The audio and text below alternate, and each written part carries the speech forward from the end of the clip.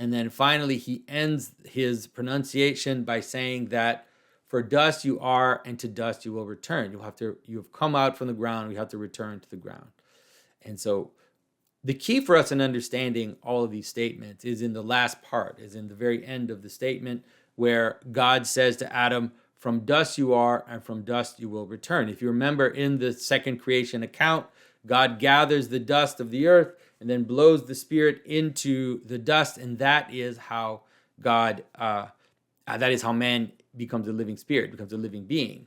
And so, when you look at that, you might at the outset think, okay, and then they leave the garden. It's like, well, if God said that they would die, why don't they just drop dead? Why don't they just eat the fruit and drop dead? And I think it's because people do.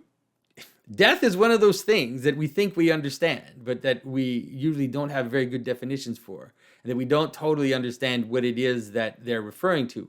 And also, to understand that death is something that doesn't just apply to a person, but that applies at every level, every ontological level of reality. There's analogies to what death is at every ontological level. And this is, of course, what's going on here, is that all the elements are trying to help us understand what death is. We have a kind of origin story for death.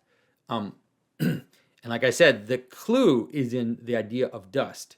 So the idea is that now you will become dust. Now, what does it mean to become dust? First of all, what is dust? Dust is basically an amass of things that have no relationship with each other. Right? That's what dust is. The difference, and then God gathers the dust together, all these dispersed elements, and then he puts a spirit in it. He puts a breath in it. He puts heaven inside. He puts a name inside. He puts meaning inside. He puts purpose inside. He puts all the things that are invisible patterns that legislate dispersed elements. He puts that in this gathering of dust, and now the dust is animated. Now the dust is no longer dust, but is one being, even though it's still made of dust. And so this is the difference between life and death. The difference between life and death is the difference between unity, which contains multiplicity, and multiplicity, which no longer has unity, bringing it together. That is the difference between life and death.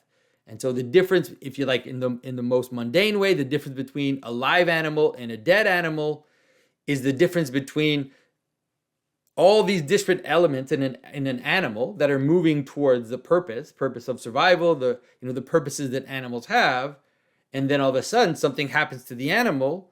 Now the breath leaves, right? The spirit leaves the animal. In the Bible it says we don't know if it goes up or it goes down, but let's say the spirit leaves the animal, and now the elements of the animal no longer cohere completely towards purpose. And that's why they will start to decompose. The elements will start to break apart from each other. It takes time, but at the moment of death, that process has already become. There's a mystery by which death is actually part of life, but that would be too complicated to talk about that right now. But the idea of something that is dead is something that has lost now its unitary purpose. Now, this is the best way to understand what death is, and it can be applied at different levels of reality. So if you understand that that is what it means for you to die, so when you die, your body now is still there, but it starts to decompose because there's nothing holding it together towards purpose. So you can understand then that all the things that move you away from your purpose are akin, at least, to death. That is sickness, for example. When your body is breaking down and is not capable of properly moving towards its purpose, then that is a process of death. Old age, when you get older and your body starts to wither and it no longer easily moves towards the purpose that you have for the body, then that old age is also akin to death. Now, it's not arbitrary that both disease and old age do lead to death in the absolute sense, like in the sense that now there really is this complete separation between the reason, the spirit, the unifying principle, and the disparate elements. And you can see the process all along. But this is what it is that you're supposed to understand. But now you can also apply it to anything that has commonality. And so you can say, with a true analogy, you can say, well, the death of my friendship with this person. And so what does the death of my friendship with this person mean? It's not like, we don't cease to exist. Like me and Bob, we were still there. So what does it mean for our friendship to die? It means that the thing that bound us together, that created a third reality, which is our relationship, which is the communion of us together, is now gone. And because of that, now Bob and I are going our separate ways. It's if you say the end or the death of an empire, the end of the death of a nation, that's the same thing. The things that made the empire are still there, right? The remainders of the buildings, the matter, the people are there. But what happens is now they no longer have a reason in order to join together and to participate in a common identity. It's true for the death of a company, for the death of anything that you can imagine that has a unifying principle holding it together towards purpose, and then that principle going away, the elements now disperse and become something like food for something else. They become potential for other beings. So, it's like if I'm no longer friends with Bob, I can still be friends with someone else. And so that, like let's say friendship is complicated because multiple. Let's say I'm married to someone and then I get divorced, and that's the death of our marriage, but now I become potential for another relationship that I can engage in. And that's true for nations, it's true for companies, et cetera, okay? And so this is what dying means, and this is what begins to happen at the fall. And so all the elements that are there in the story are there to show that. And so what's the first thing that happens? The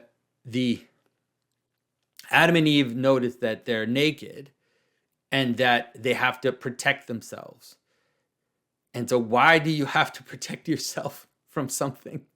You have to protect yourself from something because it's not you. It's not part of you. You have to protect your something because it is hostile to the identity. And so a company has to protect itself from spies from the other company because those spies are hostile to the purpose of the company.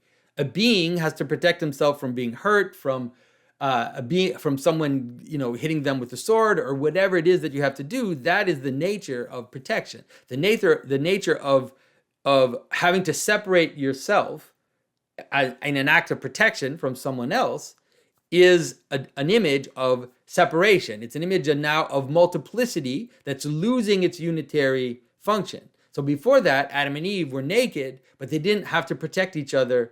They didn't have to protect each other from each other, and they also didn't have to protect each other from God. There was multiplicity, but that multiplicity was moving towards communion and unity, and now the multiplicity is moving away from communion and unity and is becoming hostility, is becoming danger, is becoming shame, is becoming secret. All of these things are, why do you have to keep a secret from other people? You have to keep a secret. You have to keep a secret because the people that don't know the secret are outside from you. And so you have this separation between inside and outside, which is now formulated as a form of hostility.